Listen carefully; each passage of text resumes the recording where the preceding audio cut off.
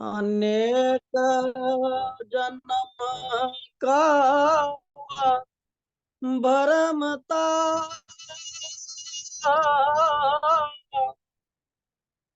प्रभ आयो तेरे द्वार।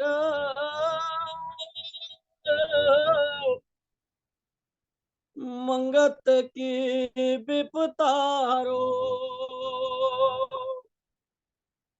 तू पूरन कृपा धार।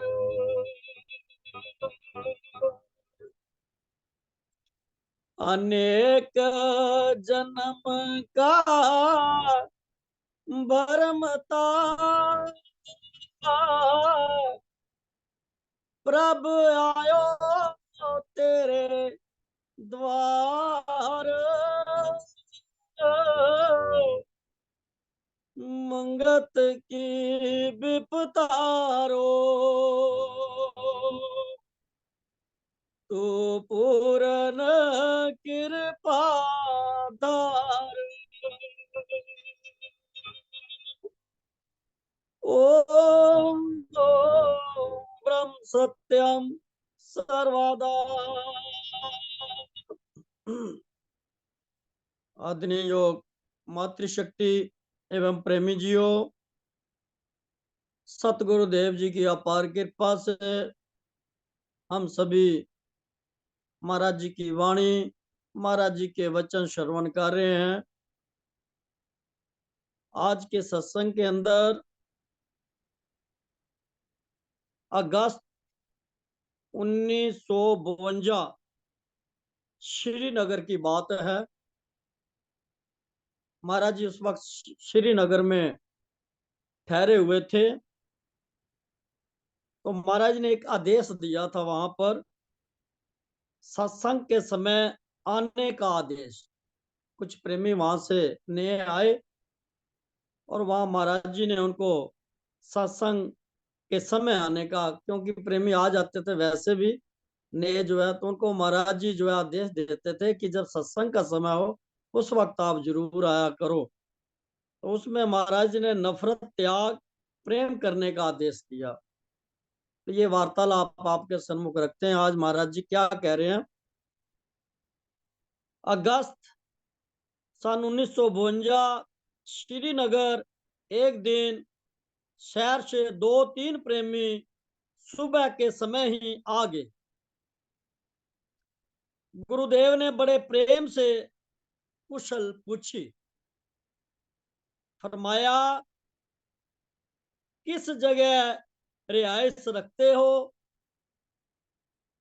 किस तरह से आना हुआ है। फिर उन्होंने अपनी संशय पूर्ति के लिए एक प्रश्न सेवा में रखा। महाराज जी की सबसे बड़ी ये जो है खूबी होती थी, जब भी कोई प्रेमी आता था उसका जो कहाँ के रहने वाले हो, कैसे आए हो, बड़े प्रेम पूर्वक से जो है वार्तालाप करते होते थे। तो महाराज जी ने प्रेमी, महाराज जी जो प्रश्न है वो श्रवण करें। महाराज जी, क्या हर एक प्राणी से एक जैसा ही प्रेम भाव रखना चाहिए, चाहे कोई क्षत्रिय है, ब्राह्मण है, वैश्य है, शूद्र है, वगैरह वगैरह। तो ये जो 2-3 प्रेमी जो कश्मीर में महाराज जी को मिलने के लिए आए थे, उनका ये सवाल था। तो उसमें गुरुदेव क्या कहते हैं। प्रेमी, आप लोगों ने रामायण सुन रखी है। क्योंकि महाराज जी की एक ये बड़ी खूबी थी कि जो व्यक्ति जहां जिस चीज को मानता था उसी के उपलक्ष्य में आकर उसी भाषा में उन्हीं के द्वारा जो है उनको समझाते थे। क्या कहते हैं। प्रेमी, आप लोगों ने रामायण सुन रखी है या पढ़ रखी होगी। तो प्रेमी क्या कहते हैं। महाराज जी, जी हाँ, ये हमने जो है पढ़ रखी है। गुरुदेव, प्रेमी जी, जब राम जी सबरी के पास पहुंचे थे, वो कौन थी? भगवान राम लक्ष्मण भाइयों ने उसके हाथ के बैर खाए, जो चक चक कर देती जाती थी।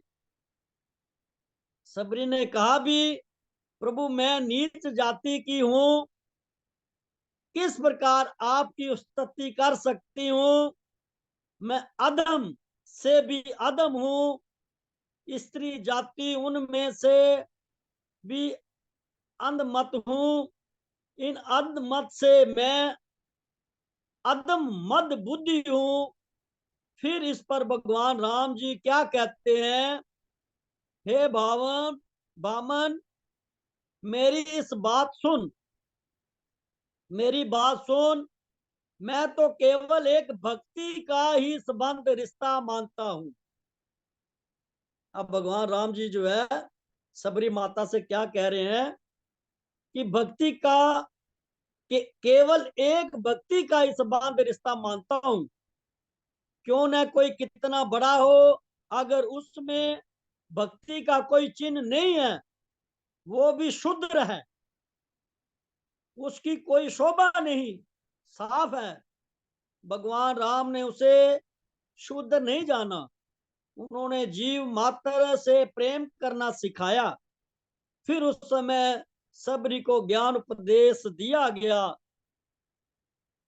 तो प्रभु प्रेमियों, ये महाराज जी जो आज हमें बतला रहे हैं कि महापुरुषों का कोई जो है कोई शूद्र वेश्या, ये जो हमने माने हुए हैं, छोटा है बड़ा है या नीच जाति से है, ऐसा कोई उनका भाव नहीं होता है। वो तो सिर्फ एक जो प्रभु की भक्ति करते हैं, सबको एक ही जात के मानते हैं कि वो मेरे जो है एक ही जो है उस परमेश्वर की संतानें हैं। उनके अंदर ये भेदभाव नहीं होता है। जितने भी हमारे महापुरुष हुए हैं, तो जो सबरी माता थी, जितने भी भगत हुए हैं, तो उनके अंदर जो भक्ति जो कूट कूट कर भरी होती थी। रामायण जी के अंदर भी आता है कि 9 प्रकार की जो भक्ति है, वो चाहे सबरी माता हो, ध्रुव प्रहलाद हो, हनुमान जी हो, नारद जी हो, जितने भी हमारे जो है भगत रह चुके हैं, उनका जीवन उठा करके देखें तो उनके अंदर सारी जो है भक्ति होती थी। तो 9 प्रकार की भक्ति उनके अंदर होती थी। तो महाराज जी आज हमें ये बताने की कोशिश कर रहे हैं, क्योंकि आज समाज के अंदर अगर देखा जाए तो भक्ति ना जाने क्या क्या मान रखी हुई है। मंदिर जाना भक्ति है, धूप बत्ती करना भक्ति है, रामायण पढ़ना भक्ति है, सत्संग करना भक्ति है। यानी जो भी हम क्रियाक्रम करते हैं, यहाँ पर जितने भी क्रियाकलाप करते हैं, सारे जितने भी हैं, इसको हमने भक्ति माना हुआ है। इसका भक्ति के साथ कोई लिंक नहीं होता है। तो महाराज जी आज इसके ऊपर थोड़ी सी रोशनी डालेंगे, क्योंकि जब जब भी इस संसार के अंदर सत्पुरुष आते हैं, वो क्या करते हैं? सत्य का मंडन, पाखंड खंडन, सत्पुरुष जग आए, पाप विखाद का नाश करन ते केते दुख उठाए। वो सच्चाई सामने लाते थे। हमारे जो वेदों की सार है, वो हमारे सामने महाराज जी ला रहे हैं। तो जब बात हुई तो उसमें सबसे पहले महाराज जी ने भक्ति के बारे बतलाया कि जो है 9 प्रकार की भक्ति होती है। उसमें पहली जो भक्ति महाराज जी ने बताई है, संतों का संग, जो रामायण जी के अंदर आता है। तो वहां वार्तालाप चल रही थी, तो प्रेमियों को महाराज जी ने समझाया सबसे पहली जो भक्ति है असली, जिसके अंदर भक्ति आ जाती है, उसके अंदर ये जाति पाति के रोग सारे खत्म हो जाते हैं, मजहब मजहब के सब रोग खत्म हो जाते हैं, इनसे वो ऊपर उड़ जाते हैं, उनका कोई मजहब नहीं होता है। और जो भक्ति सही वास्तविक जो भक्ति है, उसको अगर समझे तो सबसे पहली जो भक्ति है वो है संतों का संग। तो महाराज जी ने इसको जो है ग्रंथ श्री समता विलास जी के अंदर श्रवण भक्ति कहा। महाराज जी ने 9 प्रकार की जो भक्ति इसमें दे रखी है। तो पहली जो भक्ति महाराज जी को बताई गई, संतों का संग, महाराज जी ने इधर बताया श्रवण। तो इसमें अब इसको बात को जो है अच्छी तरीके से समझते हैं महाराज जी के वचनों द्वारा। महाराज जी ने संतों का संग जो है वो किस प्रकार से बतलाया है। यानी शरीर और संसार को निश्चय करके नाशवान देखना और आत्म तत्व को सर्वव्यापक और अविनाशी जानकर नित्य सत्संग द्वारा महिमा श्रवण करनी और अंतर विके शब्द को सत यत्न करके श्रवण करना, जिस करके मन सब कर्म विकारों से निर्मल होकर स्थिरता को प्राप्त होता है। अब हमने क्या भक्ति समझी हुई है। हमारे भक्ति के बारे में अगर विचार एक दूसरे के साथ हम करें तो ना जाने कितना क्या कुछ हमारे सामने आता है। मगर महाराज जी कहते हैं कि जिसके अंदर भक्ति आती है पहली फर्स्ट, वो इस संसार उसको फिक्का लगना शुरू हो जाता है। उसके अंदर ये सतता आ जाती है कि ये जो शरीर मुझे मिला है ये भी जो है मिटने वाला है, ये संसार है ये भी सब नाशवान है। सिर्फ एक आत्म स्वरूप जो इसके अंदर बोल रहा है, देख रहा है, यही सत्य है। तो ये महाराज जी हमें यहाँ पर कहने की समझाने की कोशिश कर रहे हैं। यानी शरीर और संसार को निश्चय करके नाशवान देखना, ये भक्ति के अंदर, श्रवण भक्ति के अंदर, जिसके अंदर श्रवण भक्ति आ जाती है तो उसके अंदर ये आता है कि ये शरीर भी असत्य है, संसार भी असत्य है। जो ये आत्म तत्व है जो सर्वव्यापक है, उसी को अविनाशी जान करके नित्य सत्संग द्वारा, अब महाराज जी ने उपाय भी बताया, सत्संग द्वारा महिमा श्रवण करनी। जैसे हम आज सत्संग के अंदर उस अविनाशी तत्व के बारे में श्रवण कर रहे हैं, तो महाराज जी कहते हैं श्रवण करनी और अंतर्विके शब्द को सत यत्न करके श्रवण करना। यानी श्रवण यानी जो हमारे अंदर जो है शब्द स्वरूप परमेश्वर घट घट व्यापा हुआ है, हर वक्त जो है जो भगत होता है, सच्चा जो भक्ति के मार्ग पर चलता है, तो भगत के अंदर ये खूबियत आनी शुरू हो जाती है। वो अपने अंदर जो शब्द स्वरूप परमेश्वर है उसको जो है श्रवण करने की कोशिश करता है। तो ये श्रवण भक्ति के अंदर जो है सबसे पहले महाराज जी हमें बताया। और दूसरी भक्ति के बारे में बताया कथा प्रसंग महिमा में प्रेम। आज जो कुछ भी हम श्रवण कर रहे हैं इसमें महाराज ने बताया मेरे कथा प्रसंग महिमा में प्रेम। अब हम सत्संग श्रवण करते हैं, महाराज जी के वचन श्रवण करते हैं। आज इतनी ठंड के अंदर बैठे हैं तो कुछ ना कुछ हमारे अंदर जो है प्रेम तो है ही ना महाराज जी के प्रति, महाराज जी के वचनों के प्रति। तभी तो आज हम ठंड के अंदर भी महाराज जी के सम्मुख बैठे हैं, महाराज जी के वचन श्रवण कर रहे हैं, वाणी श्रवण कर रहे हैं। तो दूसरा जो महाराज जी ने बताया है कीर्तन। हम कीर्तन किसको समझते हैं, ढोलकी ले लो, छैने ले लो और अपना उसको बजाई जाओ, इसको कीर्तन समझते हो। उसमें जोर जोर से गाई जाओ। जो गाते हैं वो सत्य बात नहीं कहते हैं, ना जाने क्या क्या हम कहते रहते हैं। तो उसके बारे में महाराज जी ने कीर्तन के बारे में बतलाया कि असली जो कीर्तन जो है उसके बारे भी समझे। ये भी जो है भगत के अंदर आती है चीज।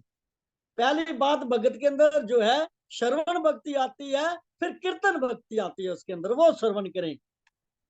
जब अंतर्मुख सत्य शब्द का श्रवण किया तब बुद्धि सब संसार को तुच्छ जानकर उस परिपूर्ण तत्व को अनुभव करके आते ही महिमा विचार करती है और प्रेम में आकर मन वचन कर्म द्वारा उस निर्भय आनंद को प्रकट करती है। सतपुरुषों के जीवन में अक्सर ऐसी लीला का पता लग ही जाता है। ये जो श्रवण भक्ति है इसको महाराज ने थोड़ा और खोल के बताया हुआ है। मन करके निर्माणता, उदासी वचन करके अत उस्तत का विचार प्रकट करना, ख्वाह साधारण भाव से कर्म करके सब जीवों को सुख देना, अंतर में निर्लेप रहना, यही असली प्रभु कीर्तन है। यही असली प्रभु कीर्तन है, जो कि तत्व ज्ञानी के जीवन से ही अनुभव हो सकती है, जिसने इस तत्व को अपने अंदर प्रकट कर लिया है। उसी के अंदर ये जो है कीर्तन भक्ति जो है हम अनुभव कर सकते हैं। महाराज जी आगे उसको थोड़ा सा और आसान करते हैं। वैसे कई ढोम और मांड नाच नाच कर अद्भुत लीला प्रभु की प्रकट करते हैं, मगर बाहिर्मुखी होने से थोड़े ही समय के अंदर सब रस जाता रहता है। यानी अगर बाहर मुखी हम कर रहे हैं, ढोलकी बजा रहे हैं, छैने बजा रहे हैं, वैसे ही राग रागनियां गा रहे हैं, ढोलकियां भी फट जाती हैं, छैने भी टूट जाते हैं और गले भी फट जाते हैं, तो फिर भी जो है उसको वो असली रस प्राप्त नहीं होता। महाराज जी ये कहने की भाव कर रहे हैं, बार मुखी होने से थोड़े ही समय के अंदर सब रस जाता रहता है।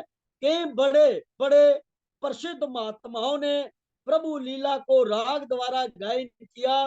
वह तब हुआ जब उनके अंदर प्रभु का राग अखंड शब्द अनुभव स्वरूप को प्रकट हुआ, और हृदय में समाई न खाने के कारण उन सतपुरुषों ने राग तथा विचार के स्वरूप में बाहरी लीला को प्रकट किया।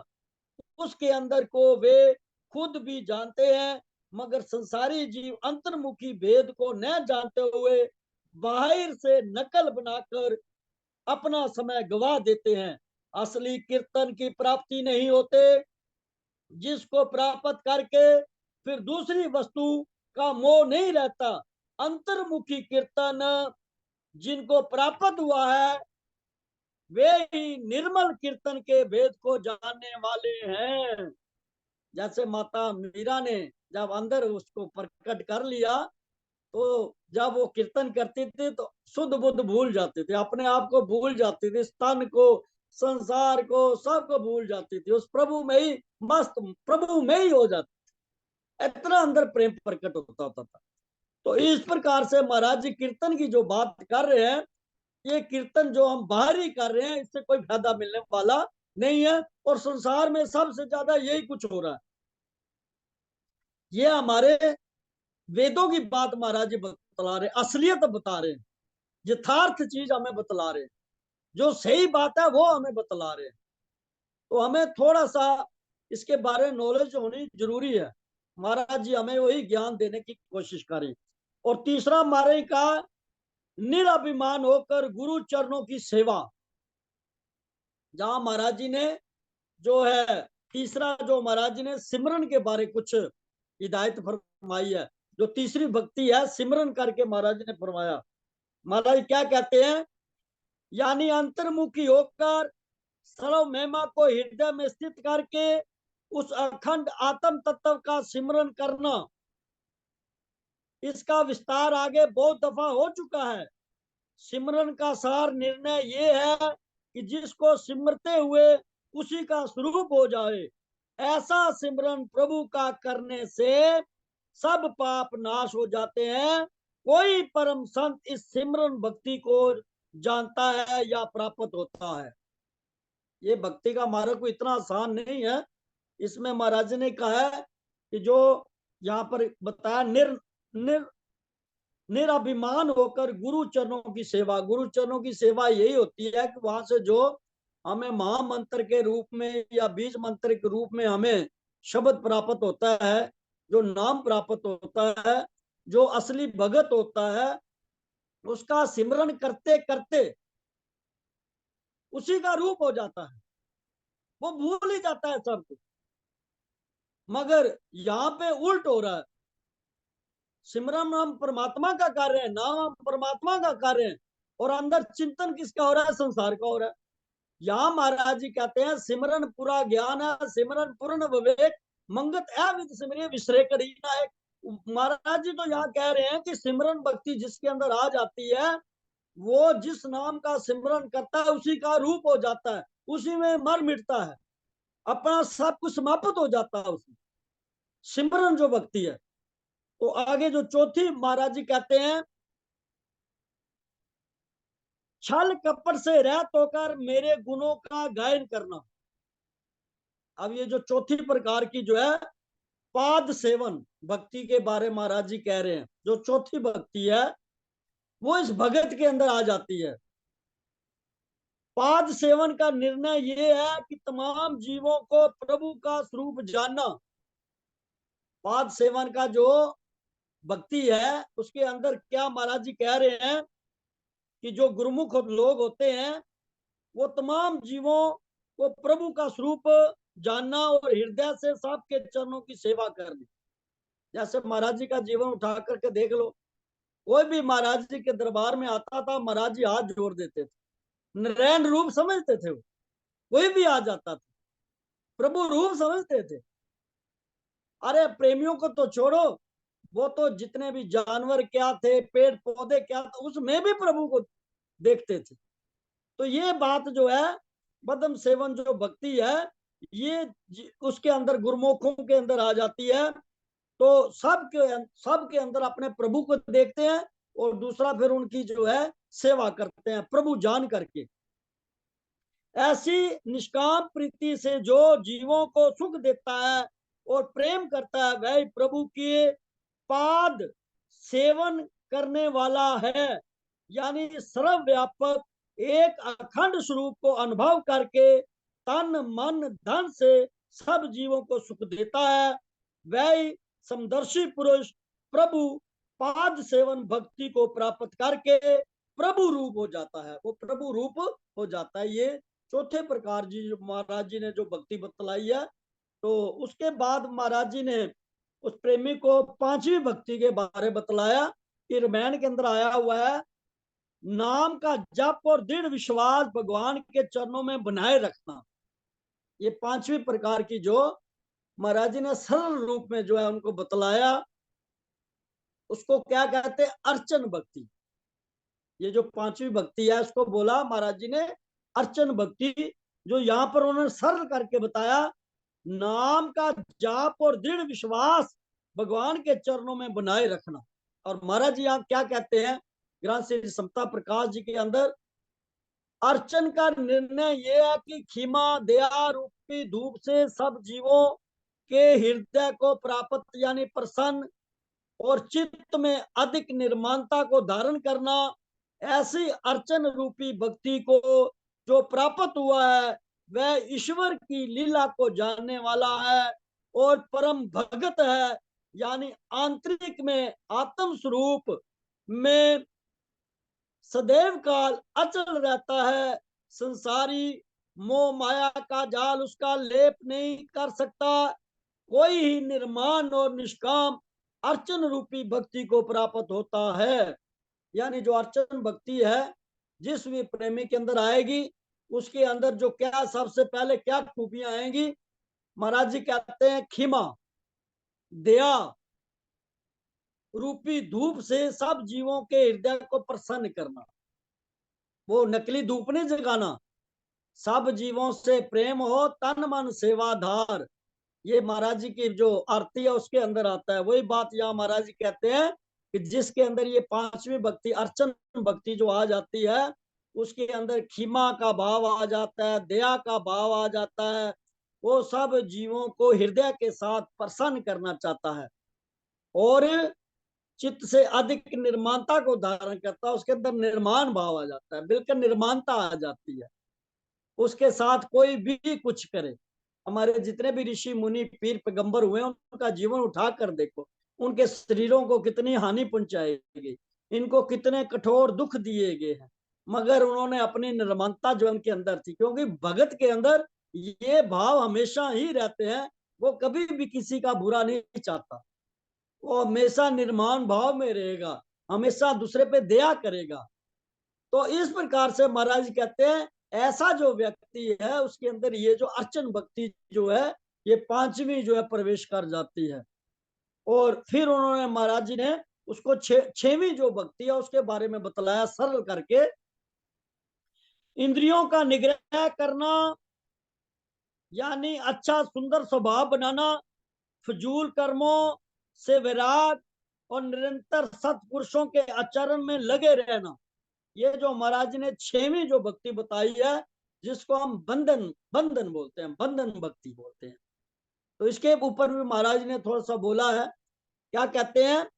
बंधन का निर्णय ये है कि सब संसार को विनाश समझकर, एक अविनाशी तत्व को अनाशी जानकर बंधन करना, और सब जीवों में उसका प्रकाश समझकर उसके चरणों की धूल को दुर्लभ जानना ही असली बंधना है। कोई ही परम योगी इस बंधना रूपी भक्ति को प्राप्त होता है। ऐसी निर्माण भक्ति को जो प्राप्त हुआ है, वह त्रैगुणी माया के जाल से निकलकर आत्म स्वरूप में लीन हो जाता है। तो इस प्रकार से महाराज ने जो बंधन भक्ति है, ये 6ठे प्रकार की जो भक्ति है, उसके ऊपर भी महाराज ने रोशनी डाली है। ये ग्रंथ श्री समता प्रकाश जी के अंदर जो है भक्ति का जो 9 प्रकार की भक्ति बतलाई हुई है, क्योंकि यहाँ एकदम से समझ नहीं आती है, क्योंकि ये बहुत ही गहन भक्ति मार्ग, कोई आसान मार्ग नहीं है, बहुत ही गहन शब्द है, इसके अंदर समझना बड़ा मुश्किल होता है। तो इसलिए बार बार जब आप घर में बैठ करके इसको श्रवण करोगे, तो सही वास्तविक जो है भक्ति है उसके बारे में हमें पता लगेगा कि ये जो 9 प्रकार की भक्ति या भक्तों के अंदर होती है, वो किसी से गुस्सा नहीं करते थे, किसी से वैर नहीं करते थे, जितना भी उसको कोई हानि पहुंचाता था फिर भी सबसे प्यार करते थे। भक्ति तो उसी के अंदर होती ना, सर्वत्र जो है अपना आत्म स्वरूप ही सब के अंदर देखते थे, सब जीवों को सुख देते थे, किसी के साथ कोई वैर द्वेष की भाव नहीं होता। भक्ति वास्तविक यही है कि सारे जगत के अंदर उस आत्म स्वरूप को देखना, उस परमपिता परमात्मा को देखना, हर जीव मात्र में। असली भक्ति तो यही है। अगर ये हमारे अंदर नहीं है, हम ईर्ष्या करते हैं, द्वेष करते हैं, अगर एक भी व्यक्ति के प्रति, एक भी जीव के प्रति हमारे अंदर जरा सी भी वैर है या घृणा है, तो हम भक्ति से कोसों दूर दूर है। भक्ति का नाम नहीं है हमारे अंदर, हम ढोंग कर रहे हैं। तो इसलिए ये जो महाराज जी आज हमें सही बात बताना चाहते हैं।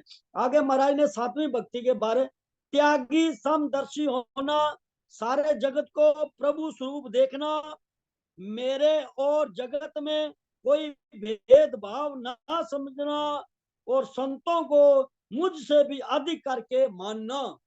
ये भगवान राम जी जो है शबरी माता से जो है वार्तालाप कर रहे हैं ये भक्ति के बारे में। और जो है 8वीं जो भक्ति महाराज जी ने बताई, जो कुछ भी प्राप्त हो उसमें संतोषवान रहना, स्वप्न में भी प्राय दोषों को ना देखना। कितनी बड़ी बात है।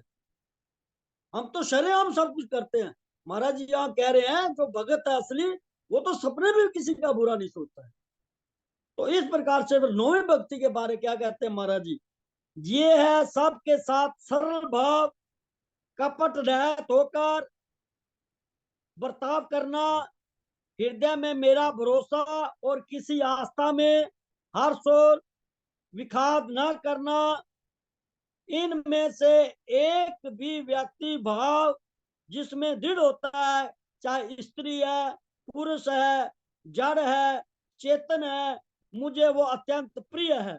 सबरी, तुम में तो सब तरह की भक्ति दृढ़ है, ऐसी गति योगियों को भी दुर्लभ है जो तुझे आज प्राप्त है। ये भगवान जी जो है राम जी उनको जो है बता रहे हैं।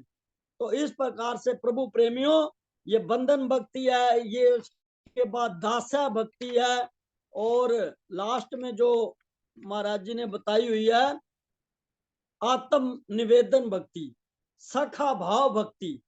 तो ये 9 प्रकार की महाराज जी ने भक्ति के बारे में बतलाया हुआ है कि भाई जो सच्चा भगत होता है, जो जो अपने गुरु का सच्चा शिष्य होता है, उसको चाहे भगत कह लो, चाहे आप उसको गुरुमुख कह लो, किसी प्रकार से भी आप किसी भाव से, उसके अंदर ये सारे गुण आ जाते हैं। असली भगत वही है। अगर ये चीजें हमारे अंदर नहीं है, हमने अपने आप को जाना नहीं है, सर्वत्र सबको हम प्रभु का रूप नहीं समझ रहे हैं, सबकी सेवा नहीं कर रहे हैं, दया का भाव हमारे अंदर नहीं है, जितने प्रकार के ये महाराज जी ने जो वचन हमें दिए हैं ये हमारे अंदर होने लाजमी है। अगर नहीं है तो भक्ति से हमें कोसों दूर है। अभी भक्ति मार्ग में तो हमने प्रवेश ही नहीं किया है। अभी तो हम वैसे ही संसार में चल रहे हैं, साधक भी नहीं। तो इस प्रकार से सतगुरुदेव हमें सच्ची भक्ति प्रदान करें जो महाराज जी ने बतलाई हुई है। तो ये भक्ति हमारे जीवन में आए, हम बिल्कुल निर्माण भाव से महाराज जी जैसे, महाराज जैसी जो भक्ति हमें देना चाहते हैं उस भक्ति को अपने जीवन के अंदर जो है प्रकट करने की कोशिश करें, बार बार यत्न करें, प्रयत्न करें जितना भी हो सकता है, ताकि हम सच्ची जो भक्ति है उसको अपने जीवन के अंदर अपना करके हम अपने जीवन का कल्याण कर सके। सतगुरुदेव हमें सतबुद्धि बख्शे। ओम ब्रह्म सत्याम सर्वाधार।